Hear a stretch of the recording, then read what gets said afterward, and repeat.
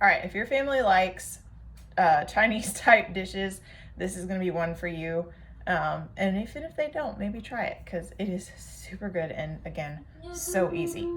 The first thing we're gonna do is take a can of either pineapple chunks or tidbits. Either works. I like the pineapple tidbits because they're a bit smaller and they mix in so you get a little bit more kind of in each bite. Woo! But chunks was what was available. So I dump that whole can, including the juice, into the bottom. And then you need 1 to 2 tablespoons of whatever sweetener you choose. You can use sugar if that's what you have. I don't personally recommend it for health reasons. I like Pyure, which is a stevia-based sweetener, so it's from plants and it won't spike your blood sugar. So this would make this blood sugar friendly for those of you who have concerns about that. And then I need half a cup of vinegar, so just white vinegar. I like the big jugs because I use it for more than just cooking. We're gonna do half a cup and pour that right into your crock pot. I'm sorry you guys can't see the crock pot, it's off camera. Let me see if I can scoot it over so at least you can see me adding stuff to it. I have a small space here. And then just set my vinegar in front of my recipe. 1/3 cup soy sauce. So again, I don't think soy sauce is the most healthy option. It's something I choose to avoid because of how it affects your hormones. So instead I use liquid aminos, and there's probably an even better healthy option than that, but this is what I've got and it's what I use. So 1/3 cup of that. And these two things are what are going to give you that sweet and sour combination. The vinegar gives you the sour, the pineapple and sweetener give you sweet, and this kind of adds a little bit of that oriental touch. So I always put that in the bottom first and then mix that together because this is the sauce that's really gonna flavor everything in the crock pot and really make the dish.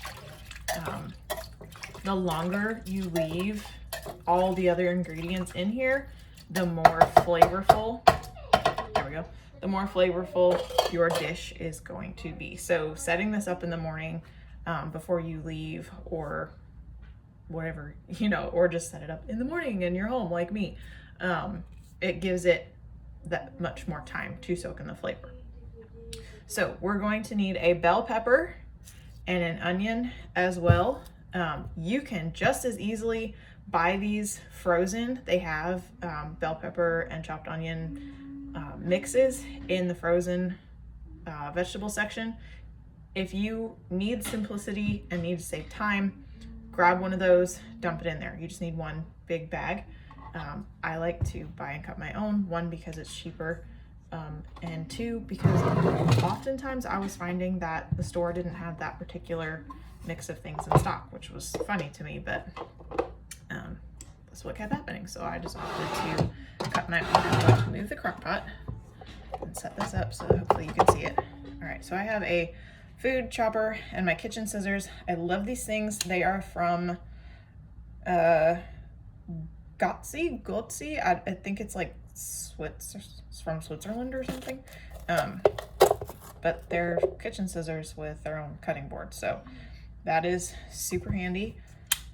Also, they come apart like that. And my husband was the one who figured this out. He's like, just use it like a knife. I'm like, oh, you're a genius.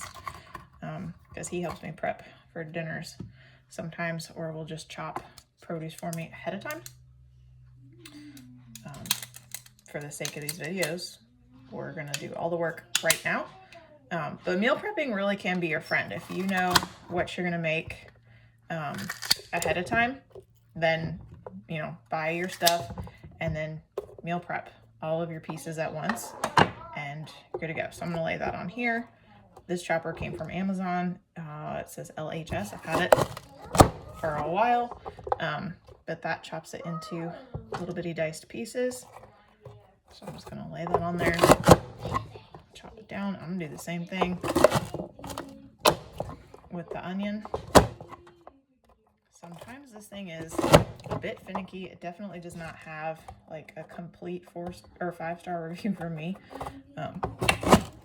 But I've had it for years and it does speed up the process. So, excuse me. And now I'm going to do the onion. If you have to do this with, you know, a regular knife or whatever, that works too. Like whatever you have to do to cut this into, you know, edible pieces. But these are some tools that I have and I have found save me a good bit of time, and I can cut the onions faster so I don't end up crying, which is a plus in my opinion. All right, if I can just get this last bit of skin, I'm going to chop this in quarters. This white and green chopper does not do well with super duper large or thick bits of things, so I like to cut my onion in quarters before I chop it on here. And then it goes through just fine.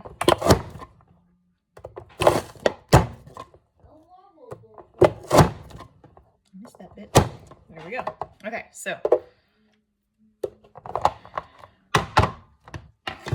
see, chopped up, and then I'm just gonna drop it right into this. But again, if you have the frozen ones, you can just cut the bag open and dump that all in here. You guys trying to stay in this camera angle while making sure everything's hitting the crock pot. I don't know that I can do 2 things at once. So if I keep cutting my head off, my apologies, but you can still see what I'm doing. All right, so that is the most complicated part, really. And I'm just gonna kind of stir that in with my hand, because you want those to pick up the flavor of the sauce too. And the onions especially add some good flavor to this as well. So the last thing that you need, let me double check. Yep, the last thing that you need is your chicken, which you can cook ahead of time or you can place in here raw. So if you haven't cooked it ahead of time, just grab, I put 2 breasts of chicken, like good size ones in here. That's enough for my family to do dinner, and then leftovers for lunch once we put it on top of rice when we eat.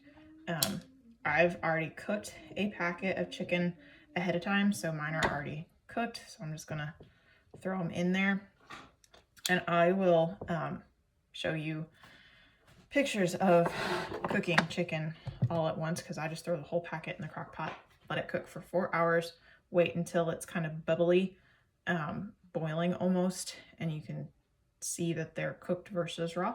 But I'll show you some pictures of that at the end so you have a reference. And I am going to shred the chicken so that it picks up, you know, more of the flavor in every bite. So you're gonna shred it till it's kind of like that.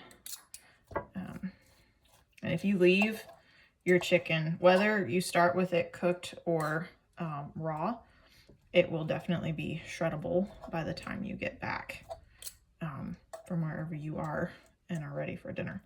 So this, you can either do the step now if you've cooked ahead, or you can do this step, you know, when you get back and you're ready to eat. So I won't keep filming while I continue to break this up, but once you break it up, just stir it down into that sauce again so that you pick up the flavor. And then you're going to do rice, and I will put some photos and directions again for cooking rice at the end of the video itself so that you have it there for reference if you aren't familiar with cooking rice. So I hope you guys enjoy this one. It's definitely one of our favorites, and again, super easy to do.